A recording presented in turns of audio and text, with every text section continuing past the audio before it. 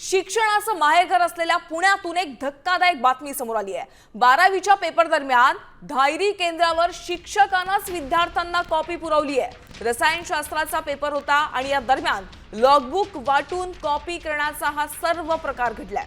वर्गावरील नियुक्त शिक्षकाला चहापानासाठी बाहेर पाठवून शाळेतील शिक्षकानं वर्गाचा ताबा घेत या विद्यार्थ्यांना कॉपी करण्यास प्रवृत्त केल्याचा आरोप पालकांनी केलाय।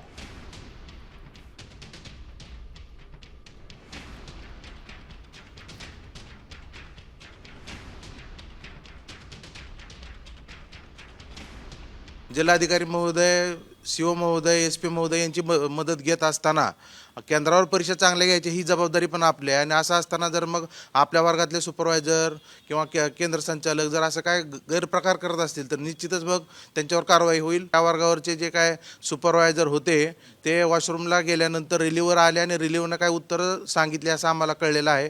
परंतु आता त्या ठिकाणी टीम गेलेल्या आहेत, त्यांचं ते फुटेज बघून त्याच्यामध्ये जे काय सत्य समोर येईल त्यानुसार पुढील कारवाई करण्यात येईल।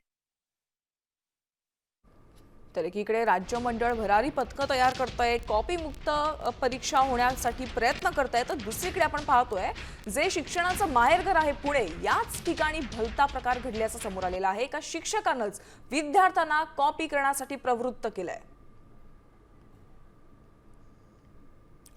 तर बघा, धायरी परीक्षा केंद्रांवर शिक्षकांनाच विद्यार्थ्यांना कॉपी पुरवली आहे। 12वीच्या रसायनशास्त्राच्या पेपर दरम्यान सामूहिक कॉपी करण्यात आली आहे। नियुक्त शिक्षकाला चहासाठी बाहेर पाठवून हा संपूर्ण प्रकार घडलाय। शिक्षकांना वर्गाचा ताबा घेऊन विद्यार्थ्यांना लॉगबुक वाटलंय। शिक्षकांनाच कॉपी करण्यास या विद्यार्थ्यांना प्रवृत्त केल्याचा आरोप पालकांनी केलाय।